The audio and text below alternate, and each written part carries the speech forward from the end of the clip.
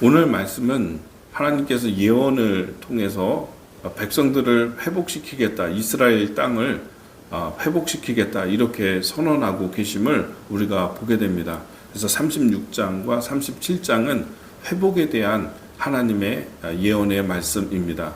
에스겔을 통해서 선포를 하시는 것인데, 이스라엘 땅이 황폐화되고 망한 그것을 모자라서 이제 다른 이방 나라, 이방에 있는 족속들이 안 그래도 망한 사람들을 또 치고 또 쳐서 그 땅을 점령하고 주인 행세를 하고 있는 일에 대해서 하나님께서 내가 그 모든 것을 다 지켜보았다 이렇게 말씀하면서 그 땅, 이스라엘 땅 너희들을 회복시키겠다 이렇게 말씀하고 계시는 것이죠.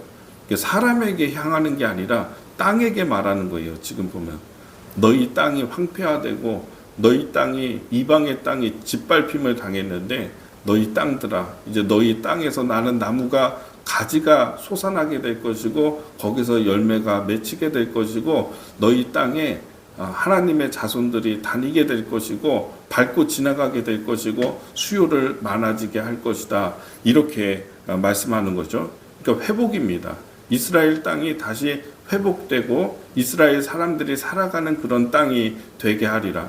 지금 에돔 족속이나 이런 모압 족속이나 이런 사람들이 이스라엘이 약해진 틈을 타서 그들이 막 끌려갔잖아요. 끌려가고 그들이 망하고 이렇게 되니까 힘이 약하잖아요. 그 땅을 와서 이제 치고 거기를 차지하고 이제 우리가 여기에 주인이 되었도다 하면서 기뻐한 거죠. 하나님이 그것을 이제 심판하겠다 이렇게 말씀하시는 것입니다. 회복에 대한 메시지는 악인의 심판으로 시작이 됩니다. 그러니까 이 악인이 망한다는 신호는 악한 사람들이, 이방 사람들이 망하게 된다, 망하고 있다, 그들이 멸망했다, 심판받고 있다라고 하는 소식은 뭐냐면 이스라엘이 이제 곧 회복된다 이런 신호가 되는 것이죠. 왜 그러냐? 그럼 왜 이 이방 사람들을 심판하냐? 그것은 그들이 하나님의 땅을, 하나님의 기업을 유린했기 때문에 그렇습니다. 너무 악독하게 했기 때문에 말을 너무 막 하는 거죠. 그리고 행동을 너무 막 하는 거죠. 사람 힘없고 망했다고, 하나님이 이 땅을 심판했다고 그냥 버린 땅으로 여겨서 와가지고 그냥 함부로 막 한 거예요.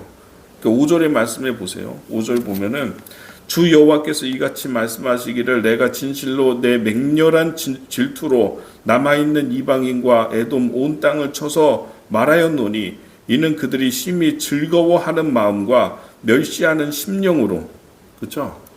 즐거워했다는 것입니다. 하나님이 사랑하는 백성이거든요. 근데 이 백성이 하나님께 순종하지 않고 이방 숭배하고 이방 신상 막 차려놓고 절하고, 그러니까 이 일에 대해서 하나님 질투하시는 하나님 맹렬히 타는 분노로 이 백성들에게 심판했는데, 그걸 보고 아하 좋다 하면서 즐거워하는 마음으로 이방 사람들이 그랬다는 것입니다. 즐거워하는 마음과 멸시하는 심령으로, 이 백성을 멸시하는 심령으로 함부로 말하고 함부로 짓밟고 함부로 막 유린한 겁니다. 그래서 그 다음이 중요한데, 멸시하는 심령으로 내 땅을 빼앗아 노략하여 자기의 소유로 삼았습니다.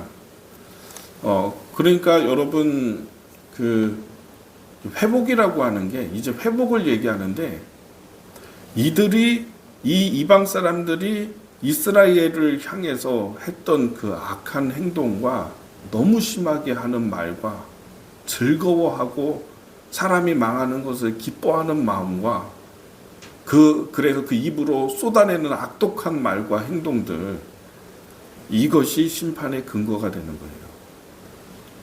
여러분, 하나님의 소유된 사람이 때로는 고난을 당하기도 하거든요.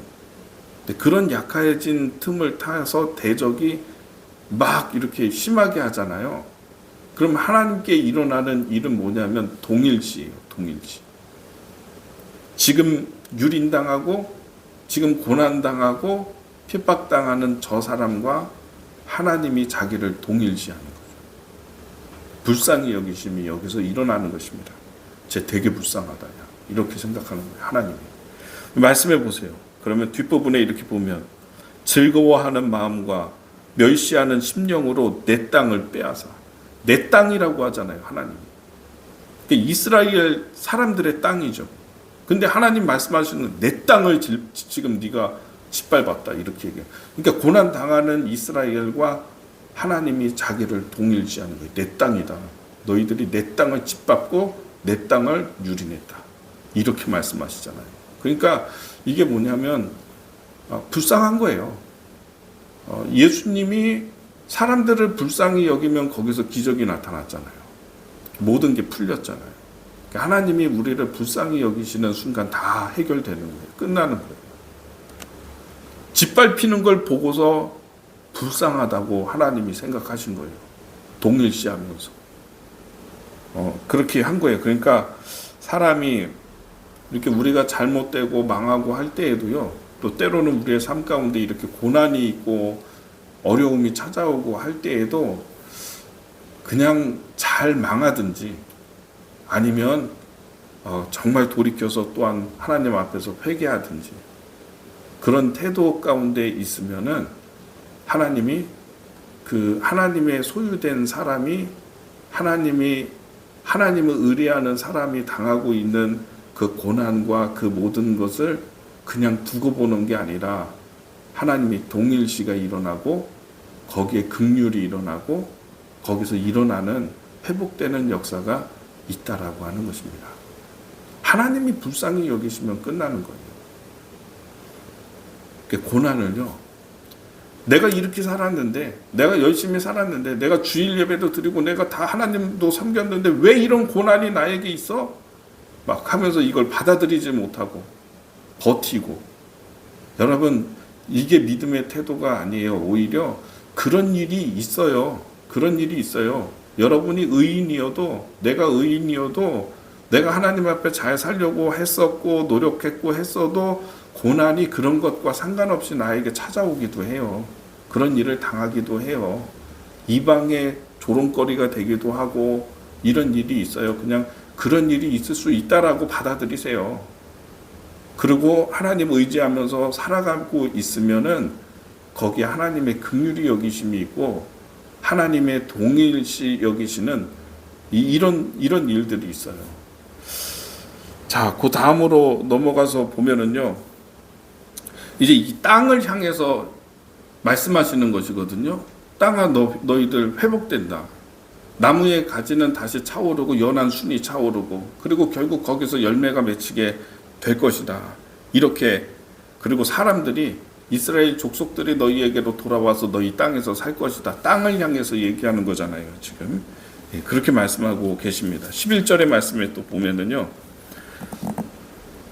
8절의 말씀을 먼저 보겠습니다. 8절에 그러나 너희 이스라엘 산들아 너희는 가지를 내고 내 백성 이스라엘을 위하여 열매를 맺으리니 그들이 올 때가 가까이 이르렀음이라. 곧 이제 이스라엘 사람들 이 땅의 원래 주인들 나의 백성들이 이 땅으로 다시 돌아오게 된다. 곧 온다. 그러면 너희들은 그들을 위해서 열매를 맺고 나무에 순이 돋치고 그리고 열매를 맺을 날이 올 것이다. 곧 올 것이다. 이렇게 말씀하고 계시잖아요. 11절 말씀을 보겠습니다.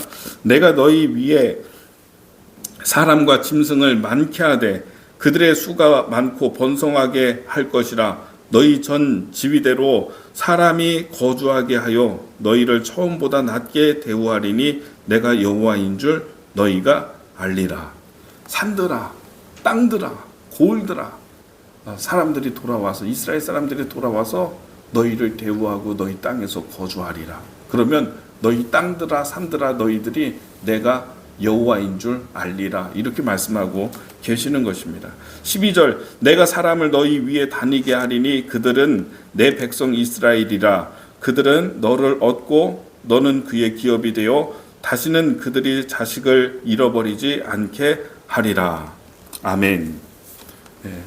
다시는 이런 빼앗김과 유린당함과 자식을 잃어버리는 일이나 이런 일이 너희 땅에서 일어나지 않게 되게 내가 하겠다라고 하나님의 의지를 밝히고 있습니다. 이게 다 수동태입니다. 그렇게 되게 하겠다. 그렇게 되리라. 되어질 것이다. 이렇게 말씀하고 계시거든요. 근데 여기서 보면은 이제 얼마 안 남았다라고 말씀하시는 거예요. 하나님은요, 이렇게 미래에 앞으로 내가 그렇게 되게 하리라라고 말씀하시는 하나님의 뜻은 뭐냐면 지금을 도우시는 거예요. 지금 내가 너희를 축복하고 내가 지금 네가 순종하도록 마음을 주고 은혜를 주고 해서 이제 앞으로 그런 일들이 너희에게 일어나게 할 것이다. 과거도 실제가 아니고요. 미래도 실증이 아니에요. 항상 하나님이 우리를 도우시는 것은 지금을 도우시는 거예요. 이걸 우리는 잊지 말아야 되는 거예요. 우리의 일상을 도우시고 지금 현재를 도우시는 것이지 과거는 지금 없잖아요. 과거는 우리의 기억에 있는 거죠. 이건 개념이죠. 미래라는 것도 아직 오지 않은 개념이잖아요. 안 왔잖아요. 지금 와 있는 것은 뭐냐면 현재밖에 없는 거예요. 그래서 하나님이 우리를 돕는 거는 현재를 돕는 거예요. 현재를.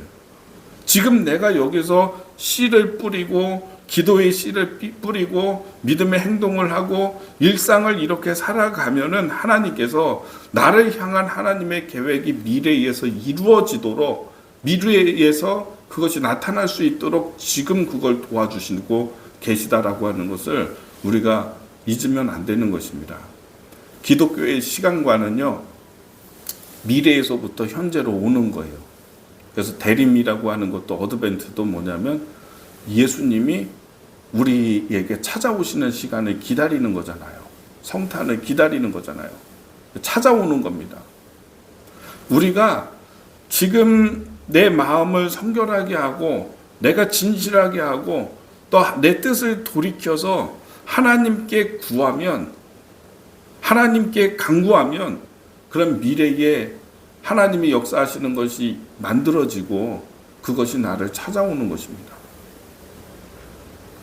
내가 지금 성결할 수 있도록 그리고 내가 하나님의 뜻을 따라갈 수 있도록 지금 하나님이 마음을 주시고 당신의 뜻을 주시고 성령을 주시고 말할 수 없는 탄식으로 지금 간구하게 하시고 다니엘 특별기도에 이렇게 참여하면서 기도하게 하시고 이렇게 해서 하나님의 원하시는 하나님의 뜻으로 주시고자 하는 것으로 인도해 주시는 것입니다. 그것이 장차 나타나게 하나님께서 지금 현재 우리를 도우고 계시다는 사실을 잊지 않게 되기를 바랍니다.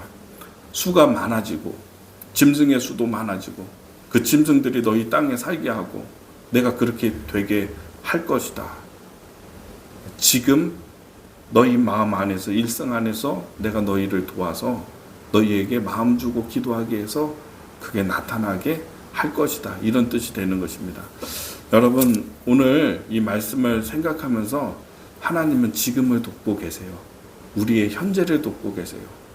내가 기도하도록 하나님 바라보도록 신실하게 살도록 그래서 미래에 하나님이 주시는 것을 받을 수 있도록 그것이 만들어질 수 있도록 지금 하나님이 역사하고 계시는 손길을 경험할 수 있게 되기를 예수님의 이름으로 축복합니다.